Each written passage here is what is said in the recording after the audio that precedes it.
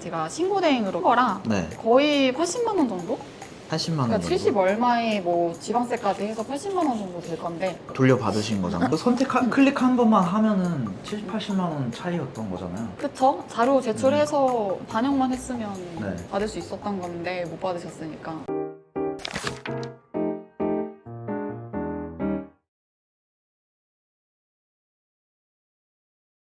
또 오랜만에 오니까 긴장되는데요. 떨면 어떡해요? 아, 상관없어. 전혀. 사람들이 오히려 좋아해요. 걱정 안 하셔도 돼요. 이제 촬영하기 전에 정확하게 얘기하면은 사례를 이제 부탁드렸는데 네네. 하나가 뭔가요? 아까 경정 청구가 그- 뭔지 모르겠어 사실. 아 그래요? 네. 경정 청구는 그 이미 네. 세금 신고를 신고 기한까지 했는데 여기에 뭐 빠진 게 있다, 잘못된 게 있다, 그럼 이제 수정해서 신고를 다시 해야 되잖아요. 아. 근데 그게 세금을 더 돌려받는 게 경정 네. 청구고 아. 청구한다. 그래서 경정 청구고. 아, 쉽게 말하면은 그냥 내가 잘못했다. 네, 다시 맞아요. 해달라 이거구나. 근데 이제 더 내야 되는 거면 수정 신고한다. 아. 돌려받으면 경정 청구한다. 이렇게 좀 아. 표현을 다르게 하고 있거든요. 아, 그래서 그럼 그게 나한테 좋은 경정 거는 청구. 경정 청구네요. 그쵸. 안 좋은 거는 수정 신고. 아, 그렇구나. 그 경정 청구 해가지고 받은 금액이 어떻게 돼요? 받은 금액이 네. 사실 이 첫 번째는 네. 경정 청구는 제가 직접 안 했어요. 그냥 하시라고 제가 말씀만 음. 드렸고, 그 두 번째는 이거를 제가 신고대행으로 경정 청구한 거라 네. 거의 80만 원 정도?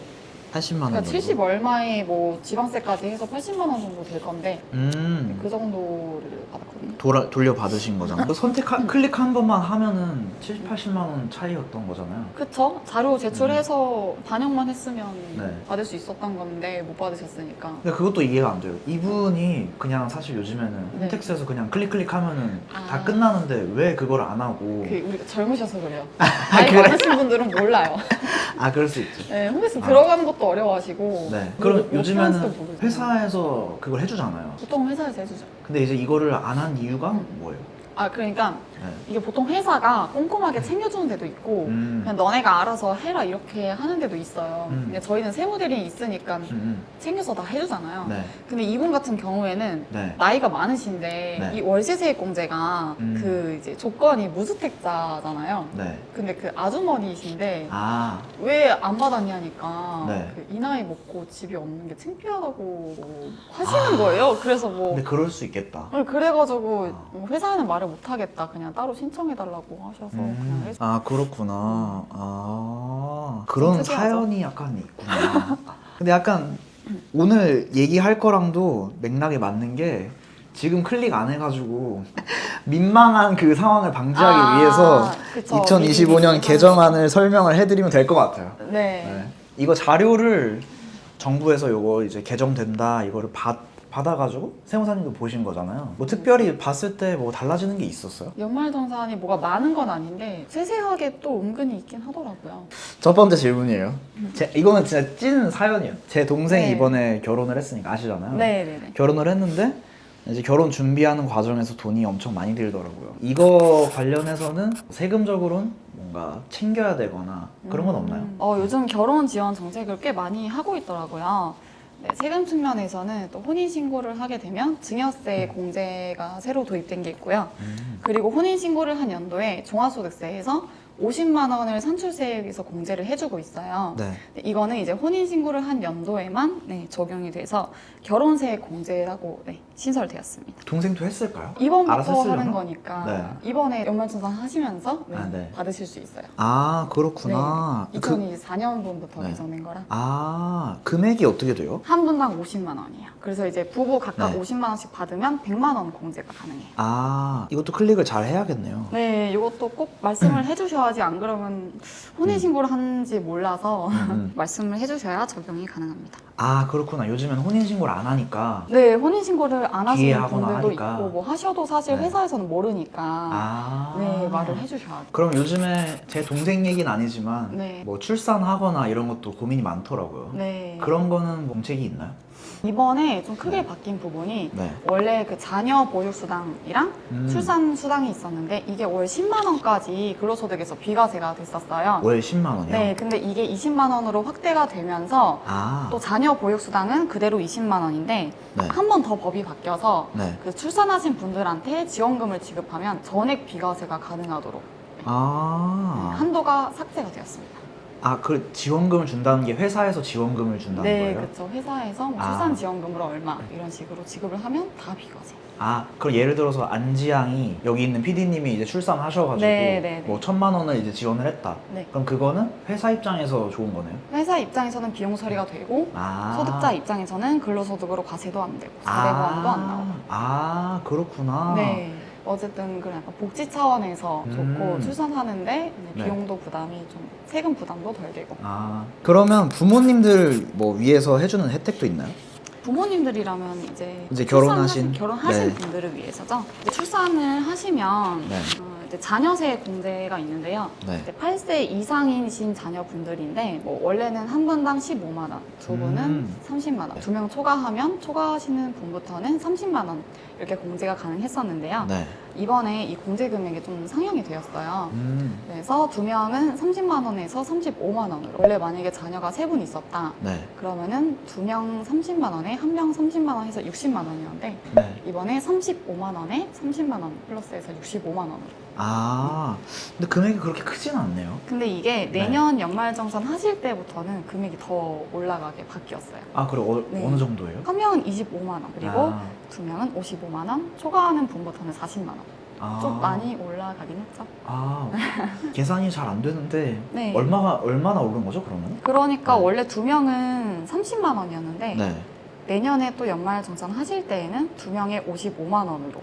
여기서 얘기한 네, 내년이 2025년 분을 2026년에 이제 연말정산 할 거니까 네, 맞아요. 그거 얘기하는 거죠? 네. 지금 당장 바뀌는 거는 네. 기존에 30만 원에서 35만 원으로 바뀌는 거고 네. 또 내년부터는 그 금액이 더 올라가는 거예요. 아, 55만 그렇구나. 원. 이것도 근데 따로 챙길 게 있나요? 요거는 부양가족을 잘 넣어주셔야 돼요. 부양가족이 또 소득 조건도 있고 네. 뭐 나이 조건도 있고 해서 네. 모르시는 분들은 안 넣으실 수도 있거든요. 음. 부양가족 중에서 네. 8세 이상 분들만 자녀세 공제가 가능하기 때문에 아, 이거를 그렇구나. 이제 체크를 해서 그 담당자분께 보내주셔야 돼요. 그리고 자녀세 공제가 네. 원래는 그냥 자녀만 포함이 됐었는데 네. 이번에는 손녀까지 손녀까지? 네, 포함되도록 바뀌었더라고요. 네. 아. 그래서 손자녀 음. 분들이 대상이 됩니다. 그 할머니 할아버지가 세금 낼 게 많으면은 그 밑으로 해가지고 네. 이거 처리를 하는 게 낫겠네요. 네, 부모님들보다 할머니 할아버지가 더 급여가 많으시면 이쪽으로 넣어도 더 유리할 수도 있어요. 아,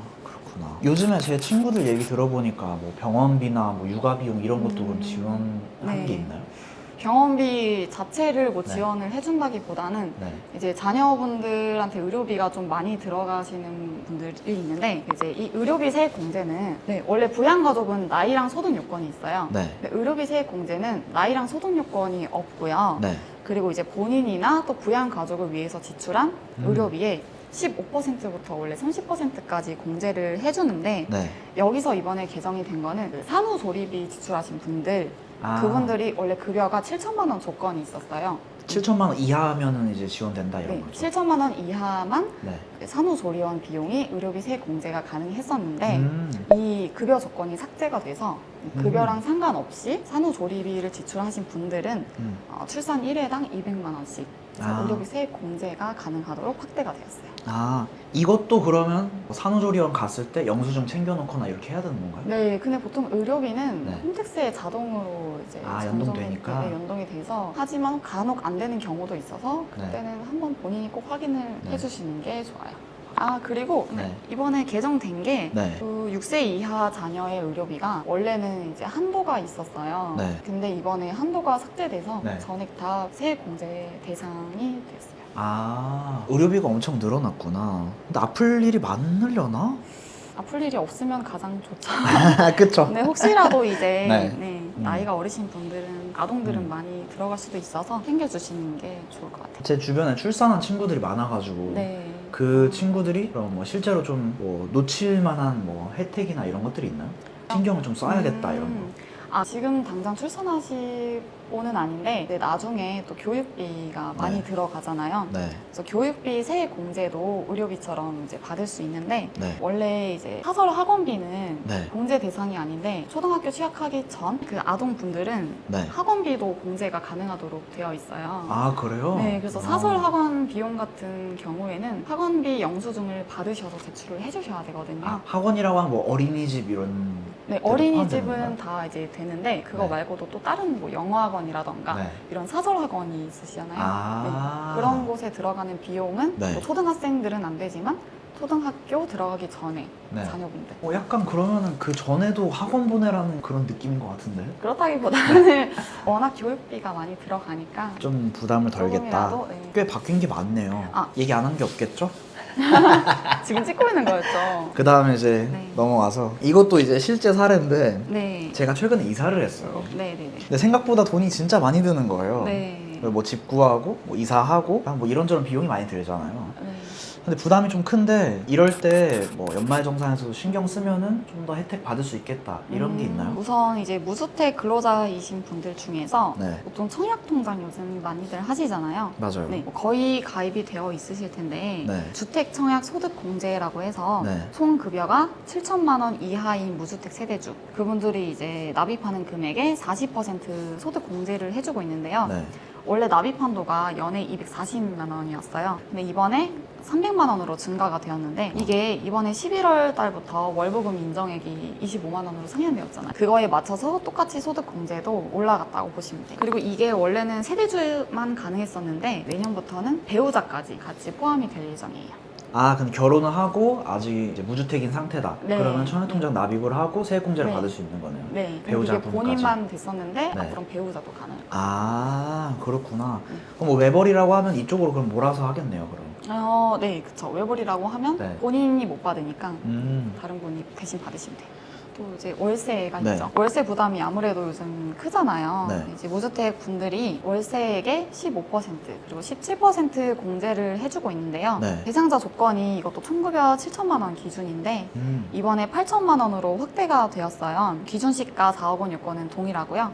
기준 시가 4억이라고 하는 거는 네, 지금 월세 들어가 사는 집이, 집이 4억 기준 이하여야 시가가 된다. 네, 맞아요. 그리고 그 공제 대상 월세액의 한도가 네. 750만 원에서 1000만 원으로 확대가 되어서 네. 혹시라도 기존의 월세가 62만 5천 원 이상이셨던 분들은 네. 한도에 걸리셨을 텐데 이분들은 이번에 개정을 통해서 더 받으실 수 있게 되었어요. 아, 이런 혜택은 약간 원룸 살 정도네요. 서울에서 원룸 살면은 한 5, 60만 원 정도 낼 테니까 네, 대학생들 아니면 사회초년생들 네. 이런 친구들이 신경을 쓰면은 좋겠네요. 네. 여기서 궁금한 게 네. 총급여라는 개념이 좀 궁금해요. 총급여는 네. 이제 뭐 다른 거 다 차감하기 전에 그냥 연봉이라고 생각하시면 돼요. 차감 전 연봉. 네, 세금이랑 다 공제하기 전 그냥 네. 나의 연봉. 아, 그럼 직장에서 그 월급 명세서 줬을 때 네. 맨 위에 써 있는 그 맞아요. 돈 네. 얘기하는 거죠? 네. 아, 이게 좀 헷갈리더라고요. 아, 그럼 예를 들어서 뭐 내가 연봉을 한 4천 받는데 네. 회사에서 식비로 20만 원씩 더 준다. 네. 이러면 어떻게 되는 거예요?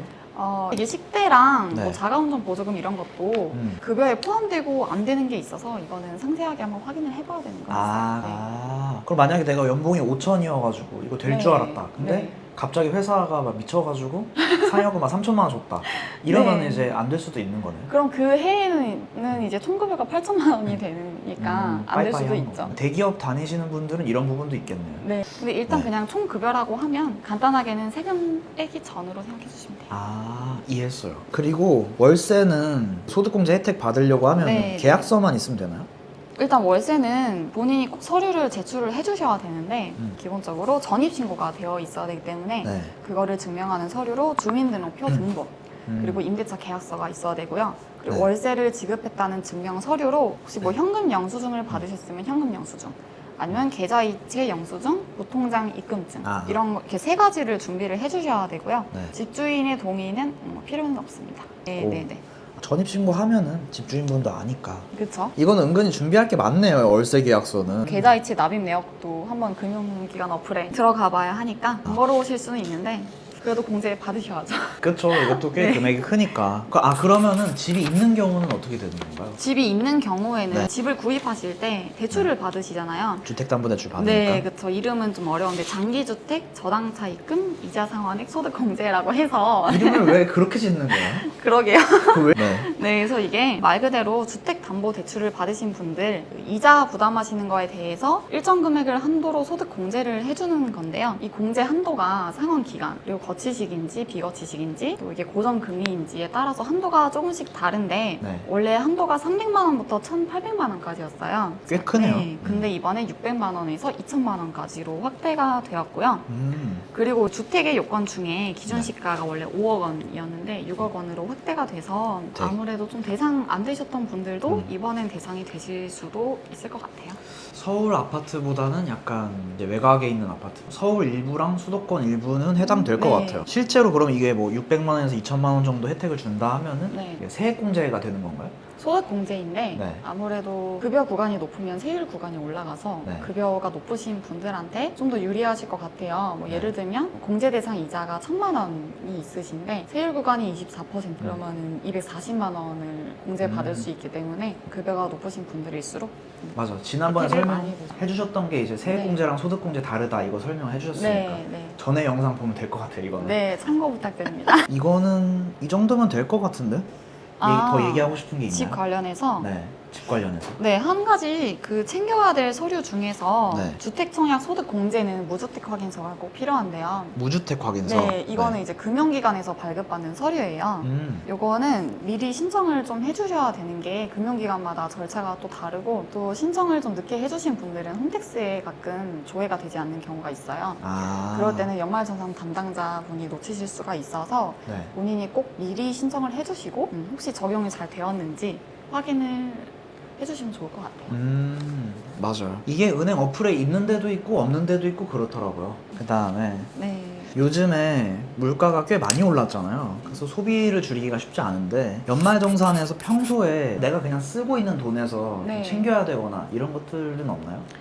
이거는 아마 가장 많이 들어보셨을 것 같은데요. 신용카드 등 소득 공제라고 해서 말 그대로 이렇게 신용카드 사용액, 체크카드 사용액, 직불카드 또는 현금 영수증 받으신 금액들, 그 금액들의 일부가 소득 공제가 가능한데요. 네. 뭐 이거는 워낙 다들 많이 알고 계시는 부분이어서 이번에 추가된 거는 2024년에 2023년 대비 10%를 초과해서 사용한 금액, 네. 그 금액들이 소득 공제가 되도록 되었고요. 초과 사용한 금액의 10%인데 한도는 100만 원이에요. 아, 그럼 예를 들어서 2023년에 신용카드로 뭐 1,000만 원 썼다. 네, 근데 2024년에 네, 뭐 1,100만 원 썼다. 네. 그러면은 100만 원 초과해서 쓴 거니까 해당이 되고 그거의 10%니까 10만 원이네요. 아, 근데 네. 5%를 초과 사용해야 돼요.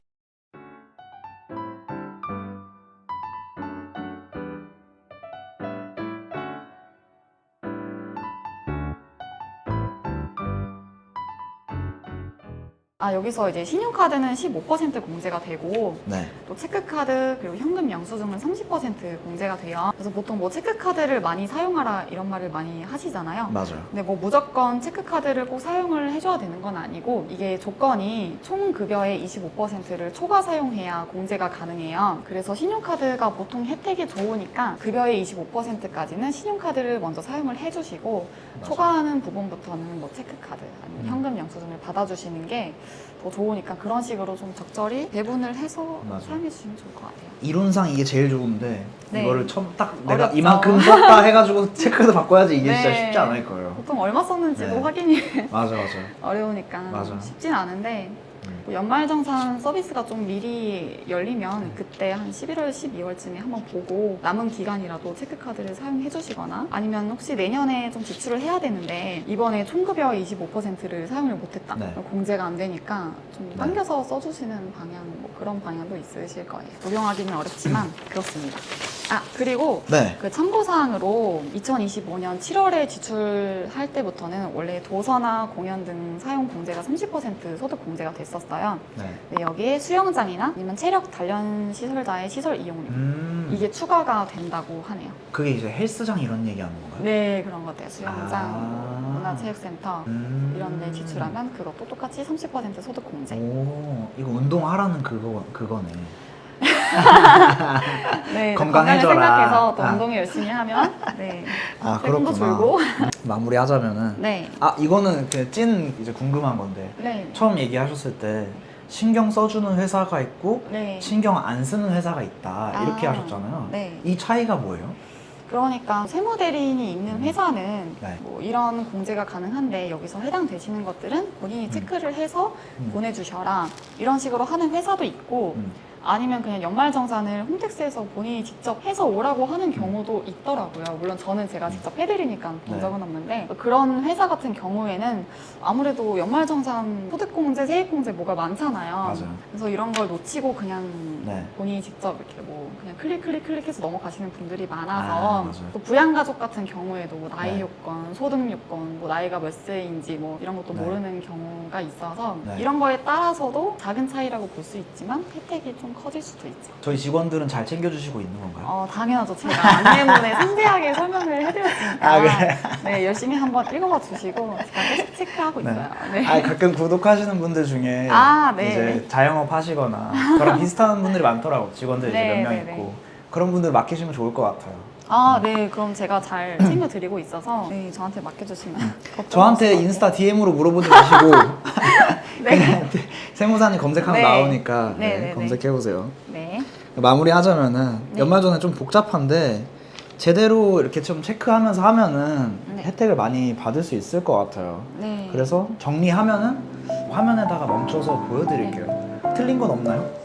제가 한 번 더 조금 정리를 했어요. 미혼, 기혼, 공통 이렇게 아. 하는 게 제가 말씀드리기 편할 것 같아서 이 얘기 나가면서 보여드리면 될 것 같아요. 네, 알겠습니다.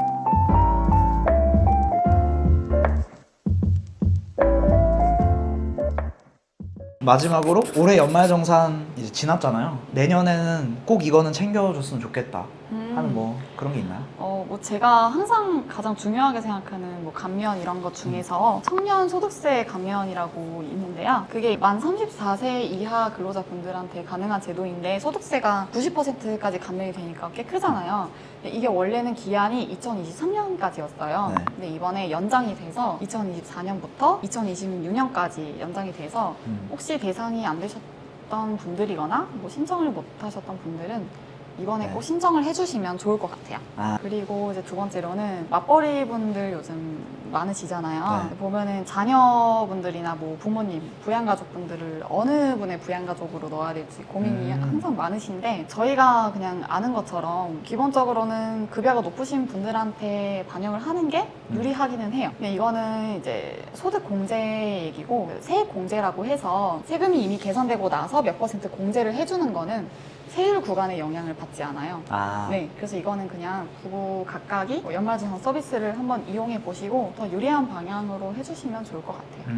조정하는 거를. 네, 네. 또 마지막으로는 뭐 종교단체 이런 데 기부를 하신 분들이 꽤 많으실 텐데 요즘에는 또 전자기부금 영수증이 가능하더라고요. 또 보통은 전자로 영수증을 발급을 하셨으면 홈택스에서 조회가 가능하실 텐데 전자로 못 하신 분들은 본인이 꼭 서류를 기부금 단체에서 받아서 제출을 해주셔야 되거든요. 이거는 홈택스에서 확인해 보시고 없으시면 단체에 연락을 하셔서 미리 영수증을 받아주시는 게 좋을 것 같아요. 제가 원래 무교인데 교회 가보니까 네. 그게 써 있더라고요. 뭐 기부금 영수증 받아가세요 이렇게. 네. 그럼 챙기면 좋을 것 같아요. 네. 네. 그러면 네, 네. 네. 영상 여기까지 하겠습니다. 행복한 하루 되세요. 감사합니다.